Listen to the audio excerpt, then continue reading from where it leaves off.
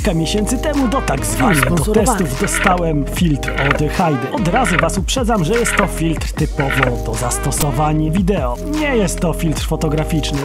Na uparte możecie sobie nim porobić zdjęcia, to znaczy nim, za pomocą tego filtra. Raz już tak zwanie recenzowałem filtr zmienny filmowy, no i to jest dokładnie coś takiego samego. Technologia można powiedzieć, że jest ta sama co w poprzednim recenzowanym przeze mnie filtrze, czyli mamy tutaj dwa polaryzacyjne filtry odwrócone do siebie. Przykręcając je zmieniamy gęstość. Dlaczego takie filtry uważam, że nie są dobre do zastosowań fotograficznych? Przede wszystkim sam fakt, że zewnętrzna średnica gwintu filtra jest większa niż średnica gwintu na waszych obiektywach o jedną jednostkę. Czyli nie schowacie tego filtra pod osłoną przeciwsłoneczną. Ale tutaj kończą się podobieństwa. Materiały i samo wykonanie tego filtra stoi na najwyższym poziomie. Regulacja natężenia, gęstości filtra działa perfekcyjnie, gładko, maślanie. Zaletą tego filtra względem konkurencyjnego jest zakres pracy, z jaką pracuje. A dokładnie jesteśmy tutaj ograniczeni w zakresie od 3 do 7 skoków przysłony. Zaletą takiego rozwiązania jest to, że nie mamy absolutnie żadnego tak zwanego krzyża podczas kręcenia filmów, czyli takiej, wiecie, dziwnej winiety. Inną cechą wyróżniającą ten filtr jest to, że ten filtr posiada możliwość regulowania polaryzacji i działa to wyśmienicie. Na początku regulujecie sobie stopień przyciemnienia, a następnie kręcicie całym filtrem, tak jak w przypadku zwykłego filtra polaryzacyjnego. Tyle słowem wstępu i prezentacji naszego bohatera, a teraz chciałbym pokazać wam, jak w praktyce działa ten filtr. Wbrew utartym regułom i zasadom, jakie panują na YouTubie, od razu przyznam największą z not i swoją rekomendację. Od lipca na okrągło używam tego filtra. Jest przyklejony już na stałe do obiektywu. Komfort pracy podczas kręcenia filmów znacznie się zwiększył. Myślę, że nic tak dobrze nie podziała na waszą wyobraźnię jak przykład. A za przykład niech podsłuży wam fragment filmu, który nie ujrzał światła dziennego. A dlaczego nie ujrzał światła dziennego? Ponieważ wtedy jeszcze nie posiadałem filtra Haidy. Do tego też kręciłem bez zewnętrznego monitora, co skutkowało tym, że kręciłem niemalże na ślepo. Film o tym, jak kiepski jest wyświetlacz w aparatach Sony, już był na moim kanale. Ale co będę wam opowiadać? Zobaczcie sami.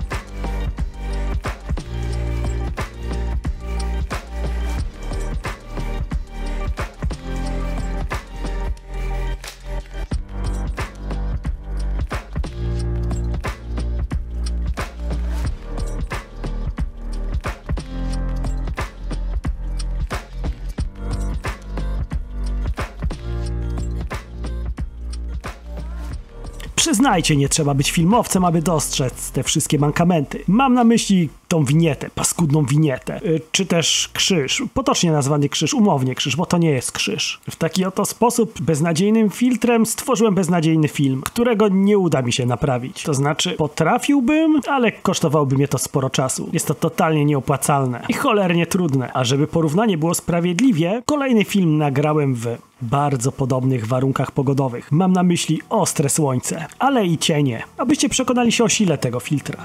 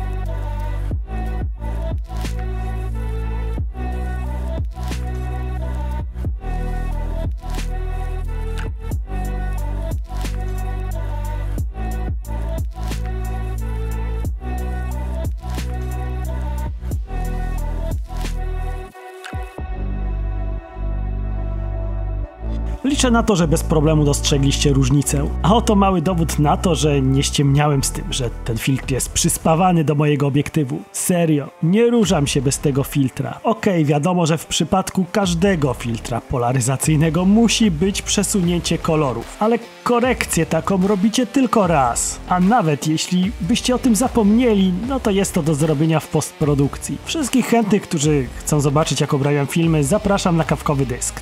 Tam jest tego pełno. No dobra, ale ten filtr mówiłem, że ma jeszcze jedną zarybistą zaletę. A mianowicie oprócz tego, że jest to regulowany filtr szary, mówiłem, że jest to też regulowany filtr szary z wbudowaną polaryzacją. Czy to działa? Jak to działa? Z przyjemnością wam to pokażę.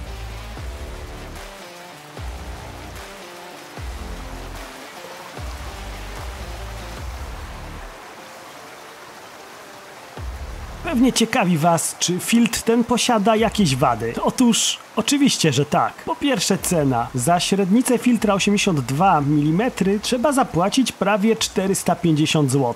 To całkiem sporo, ale nadal jest to o połowę mniej niż konkurencyjne markowe filtry. Druga wada, skąpstwo. Obrzydliwe i ohydne skąpstwo producenta. Razem z filtrem dostaniemy zwykłe, standardowe pudełko, jakie producent dodaje do każdego filtra. A filtr ten, nie czarujcie się, jest duży. Producent reklamuje go, że jest ultra lekki, trele morele i tak dalej, ale jest naprawdę spory. To jest bydlak. I producent tego bydlaka zapakował do zwykłego, cienkiego futerału na filtry. Przemilczę fakt, że małym kosztem producent mógł dorzucić jakiś futerał zamiast plastikowego opakowania. Skąpstwo przejawia się jeszcze w jednym punkcie. Na początku wspominałem, że filtr ten wyjściowo, czyli zewnętrzny gwint, jest o jedną wartość wielkości filtra większy. To znaczy, tak jak macie filtr o szerokości filtra 82 mm, to zewnętrzna szerokość filtra, jeśli byście chcieli dorzucić jeszcze coś innego, no to musicie wtedy szukać filtrów 86 mm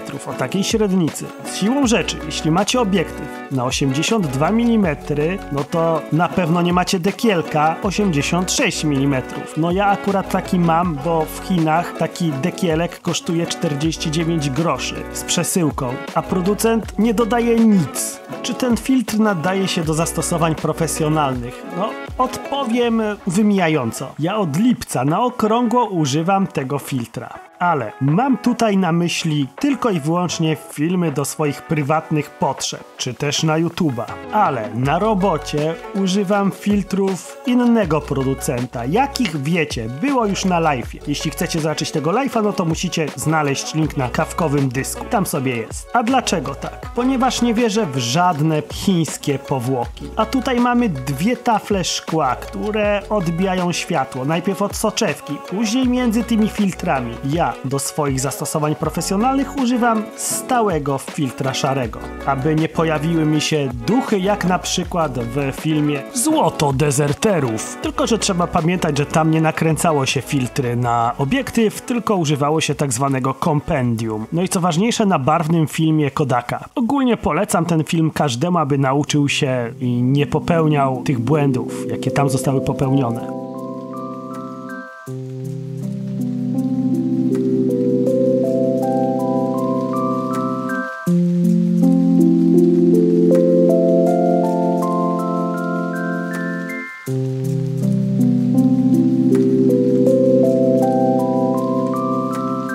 O regulowanym filtrze szarym wiersz tworzę, w krainę filmową przenieść was chciałbym wszędzie. Przede mną migoczą kadry i świat produkcyjny. Kontrolowanie szarości moim celem jedynym. Tak, wszyscy wiedzą, to istotne narzędzie w filozofii kolorów ma swoje znaczenie. Filmy, zdjęcia, klipy. Tylko z mniejszym natężeniem filtr szary reguluje ostrości, złagodzenie. To jest twórca niewrażliwości, takt właściwy, kiedy wstęp dający z profilach krzywej dynamiki. Potrawia elegancję, nastraja klimatem filmowym.